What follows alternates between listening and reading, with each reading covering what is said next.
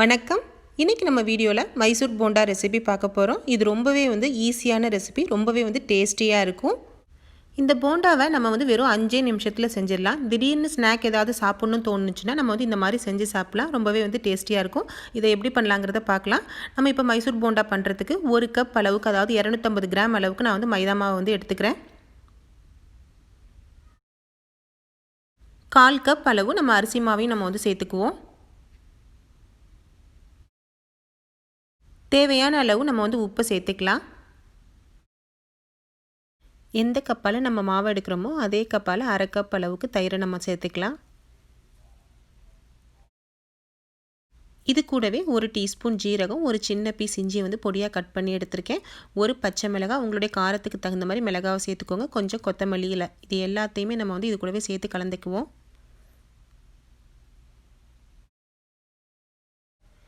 1/4 teaspoon அளவுக்கு நம்ம ஆப்பச்சோடாவை சேர்த்து கலந்துக்கலாம். இது ஆப்ஷனல் தான், வேணும்னா நீங்கள் சேர்த்துக்கோங்க.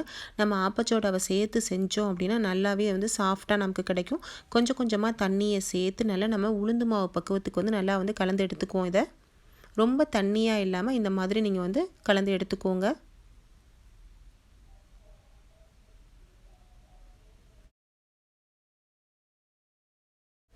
இப்போ நாம் மைசூர் போண்டாக்கு தேவையான மாவு ரெடி பண்ணியாச்சு. இப்போ மூடியை போட்டு ஒரு 1 மணி நேரத்துக்கு நான் ஊற வச்சிடறேன்.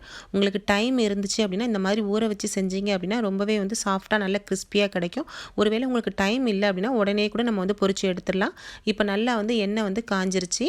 இப்போ நம்ம காஞ்ச எண்ணெயிலேருந்து ஒரு 2 டேபிள் ஸ்பூன் அளவுக்கு மட்டும் நம்ம கலந்து வச்ச மாவில் நம்ம கலந்துக்கிட்டோம் அப்படின்னா நம்ம சுடுற போண்டா எண்ணெய் குடிக்காமல் நமக்கு நல்ல கிறிஸ்பியாக கிடைக்கும். இப்போ நல்லா மாவை ஒரு கரண்டியை வச்சு கலந்து எடுத்துக்கோங்க.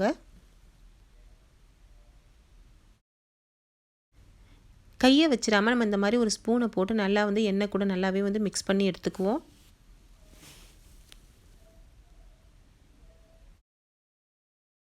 நாம் ரெடி பண்ண மாவை சின்ன சின்ன உருண்டைங்களாக எண்ணெயில் போட்டு பொரிச்சு எடுத்துடலாம்.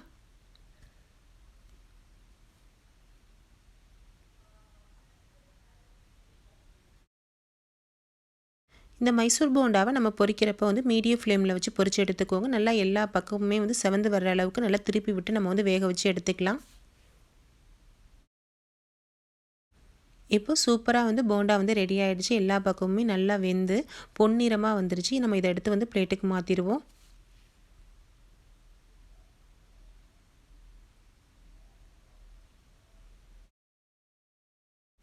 இப்போ சூப்பராக நல்ல டேஸ்டியான மைசூர் போண்டா ரெடி பண்ணியாச்சு.